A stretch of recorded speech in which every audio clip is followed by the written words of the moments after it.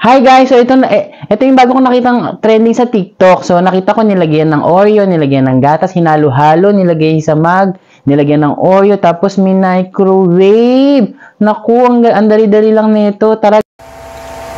At ayun na nga guys, so yung napanood natin, susubukan natin gawin. So titingnan natin kung totoong kailangan lang ng Oreo cookies at saka ng gatas para doon sa mug pie na yun. So maghahanap tayo ngayon ng ingredients para doon. Tara!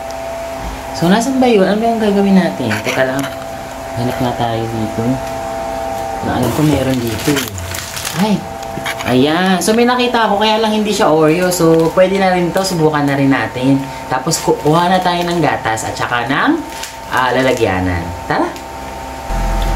Hi guys! So, ito na nga. So, meron na ako nakuha na cookie. So, walang Oreo. Pero try din natin yun. Kasi parehas din naman yun. Tapos, ito meron tayo ditong gatas. Tapos, dito natin ilalagay yung ating mug pie. So, tara gawin na natin. So, nakita ko doon, nilagay niya parang limang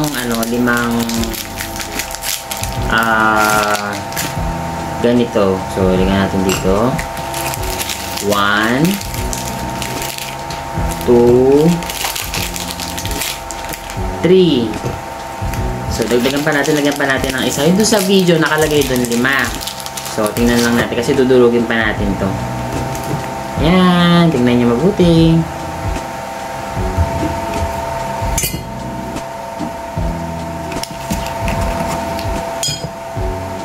Okay guys, so lalagyan na natin ng gatas.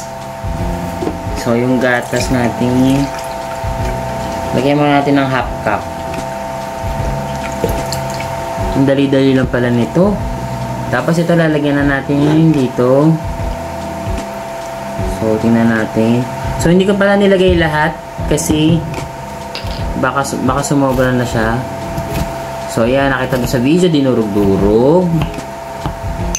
Dinurog-durog lang siya.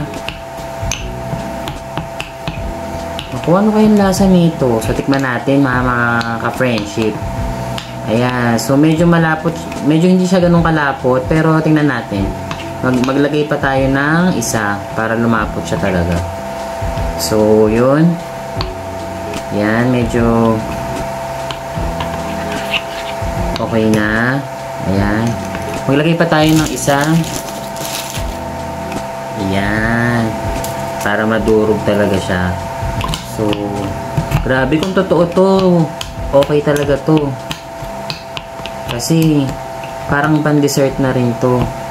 Ayan. So, medyo malapot na siya. O, tingnan nyo, mga ka-friendship, o. Ayan, o. Malapot na siya, o. So, haluin lang natin ng konti.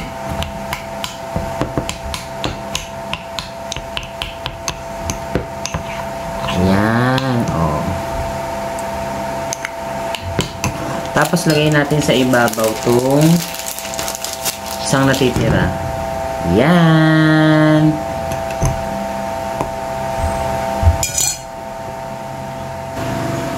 Hi guys, so ito na. So nahalo ko na, nilagay ko na dito. Nakita niyo naman kung ano ginawa natin. So ginawa natin, naglagay tayo ng 5 cookies, tapos nilagyan natin ng gatas. So ngayon, i-microwave na natin. Tara, tingnan natin.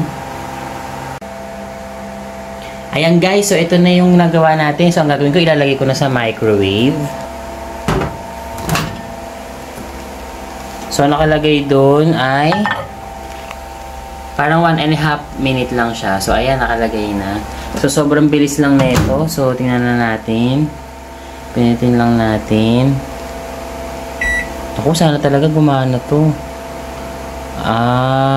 Isa pa, ayan. So, start na natin. Ayan, 1.5 seconds. Antayin lang natin.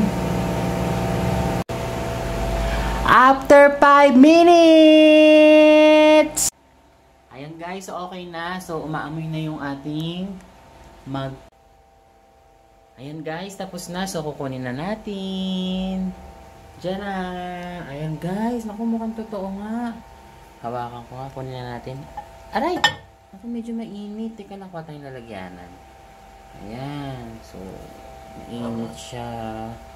Pag ginawa nyo to, dapat meron kayong pot holder. So, lagay ko muna sa ibabaw. Hala, ayan nga, oh. Grabe, oh. Ice cream na nang kulang sa kanya. Tikman na natin. natin. Ayan guys, so after 5 minutes nga, ito na yung kinalabasan ng ating magpie. Ayan o, tingnan nyo naman o. So yun, so ang gamit, titikman na natin. So mukhang totoo nga siya. So ito yung kutsarang ginamit ko kanina. Ayan. So tingnan natin yung texture niya. Ayan. Uy, ang galing o. Grabe o. Para siya talagang cake. Ayan, tingnan nyo naman o mga ka-friendship. Ayan o, ayan o. Mabango din siya. Ayan.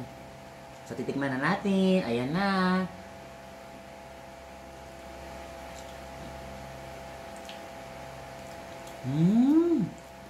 Sarap niya.